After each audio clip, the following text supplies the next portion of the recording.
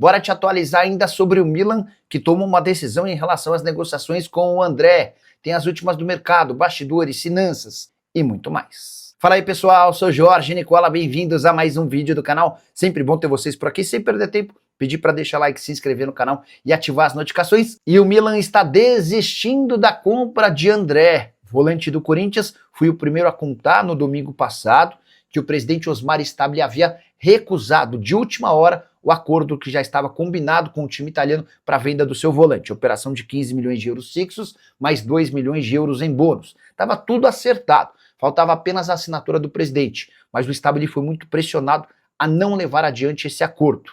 Durante a semana, o Stabile recebeu o Diogo Silva, que é representante do André e é quem cuidava das tratativas com o Milan. A nova pedida do Corinthians de 24 milhões de euros, apenas pela sua parte, 70% dos direitos econômicos. O Milan tomou a decisão de não levar essa história adiante. Não há a menor possibilidade de aumentar essa oferta de 15 mais 2 para 24 milhões de euros. O que o clube italiano, nesse momento, discute é se pode levar o caso à FIFA, sob a alegação de que o Corinthians já havia aceitado a proposta, mesmo sem aval do presidente. Queria contar um bastidor. Durante essa semana, na reunião com o Diogo Silva, o Stabile chegou a dizer que nem poderia fechar uma venda como essa sem a aprovação do CORE, o Conselho de Orientação Fiscal.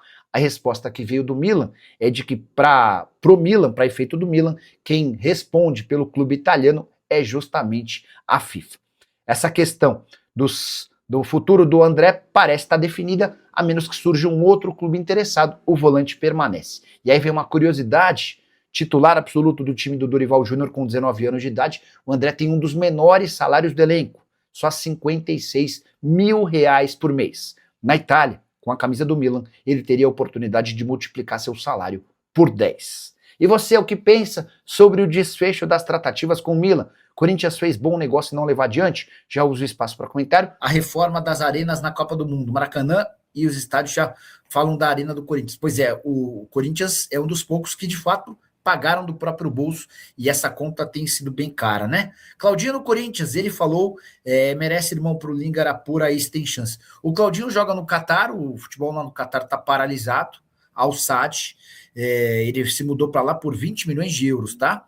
Jogador cujo salário é altíssimo. Mais para frente, quem sabe um dia, não tô botando muita fé que isso aconteça por agora. Boa noite, Nicola. O Corinthians ficou um tempo atrás de um lateral esquerdo. Sabe se o Vasco pagou pelo Lucas Piton?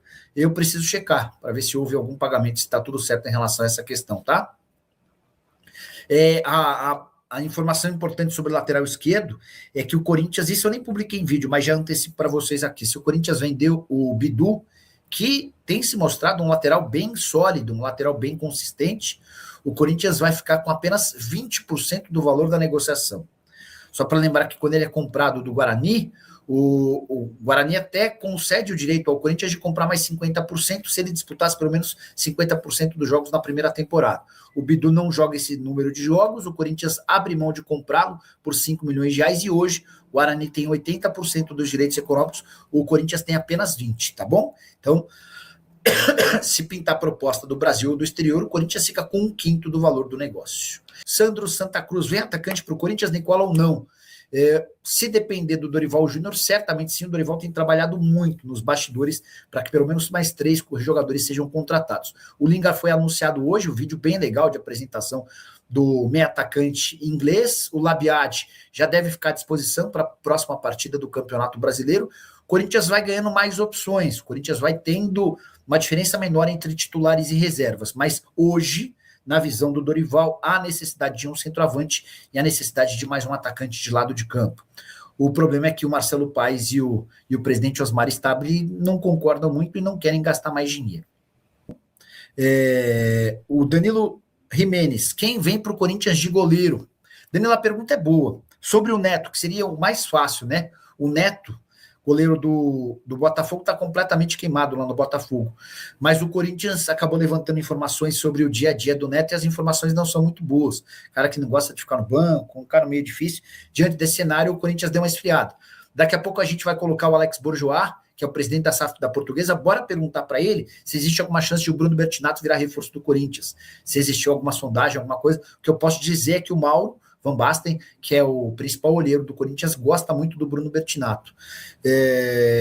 Outro nome que surgiu, o Samir Carvalho falou de Lucas Arcanjo. Eu mandei mensagem ontem para o dirigente do Corinthians e esse dirigente assegurou que o Lucas Arcanjo não tem nada, tá bom? Eu estava até fazendo uma matéria sobre os primeiros 60 dias do Marcelo Paes no Corinthians, né? O Marcelo Paes não conseguia, o Marcelo Paes gastou só R$1.800.000 com reforços, com todos os 8 jogadores que chegaram. O único que teve custo foi o Matheus Pereira, empréstimo de R$1.800.000 junto ao Fortaleza. Os outros 7 chegaram de graça. E é por causa desse investimento que o Corinthians não se juntou a Chapecoense e São Paulo como os clubes que menos gastaram entre os 20 da Série A. A Chape e o São Paulo contrataram jogadores mais a custo zero, tá? O Everson Santos quer saber se o Corinthians vai mudar o estatuto. Há uma pressão muito grande da Gaviões da Fiel para uma votação que acontece na próxima segunda-feira. Essa votação permitiria que o sócio-torcedor do Corinthians participasse da vida política do clube, escolhendo, por exemplo, o novo presidente. Posso assegurar para vocês que vai haver uma enorme pressão entre conselheiros para que isso não seja aprovado, porque se aprovado, o conselho perde muito do seu espaço. Quando volta aos lesionados, alguma novidade? Guris, vou responder essa, né? O Yuri Alberto já voltou a trabalhar com o restante do elenco, deve ser uma novidade muito em breve, tá? Quem mais? O Lingard foi anunciado, teve seu nome registrado, o Labiade também é outro que fica à disposição do técnico Dorival Júnior, o elenco do Corinthians vai incorporando, e dá para imaginar que o Corinthians, com todos esses movimentos, passa a ter um banco de reservas bem mais forte do que na comparação com o ano passado. Informação importante no Corinthians. Timothée Bakayoko pode ser reforço alvinegro? O volante francês de 31 anos de idade, que já passou por Milan, Chelsea, Napoli, entre outros, fez nessa sexta-feira uma postagem que chamou bastante a atenção de torcedores corintianos. Em suas redes sociais, ele postou 2 emojis, um gavião e aqueles olhinhos, causando a impressão de que poderia se tornar mais um reforço estrangeiro. Corinthians que já tem Memphis Depay, que fechou recentemente com o Labiade e, por último, anunciou a contratação de Lingard. Pois bem, antes de gravar esse vídeo, consultei uma pessoa do departamento de futebol. Já vou trazer a resposta, antes só contar um pouquinho sobre quem é Bakayoko, atleta que já passou por Mônaco, Chelsea, Milan, Napoli, mais recentemente Lorient e também PAOK. Ele chegou a valer 40 milhões de euros, foi isso que o Chelsea desembolsou para comprá-lo do Mônaco. É bem verdade que o Bakayoko não entra em campo desde 10 de novembro de 2024. Resposta desse dirigente corintiano com quem conversei na manhã desse sábado, zero conversa em relação a Bakayoko. Corinthians descarta a contratação do jogador. Só para completar mais uma informação exclusiva, Lingard, que foi anunciado de forma oficial como reforço do Corinthians nessa sexta-feira, esteve no Parque São Jorge para resgatar uma tradição muito legal. O Timão, com reforços históricos, importantes, emblemáticos, sempre toca a sua sirene.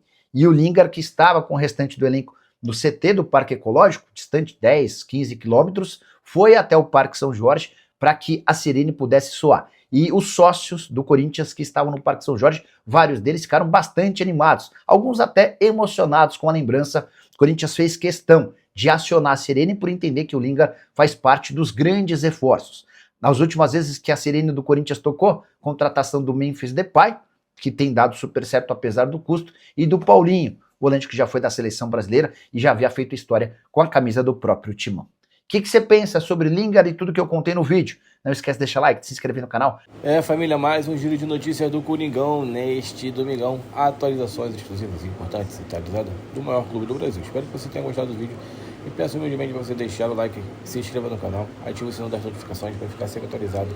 Um grande abraço para você e até o próximo vídeo. Valeu, fui!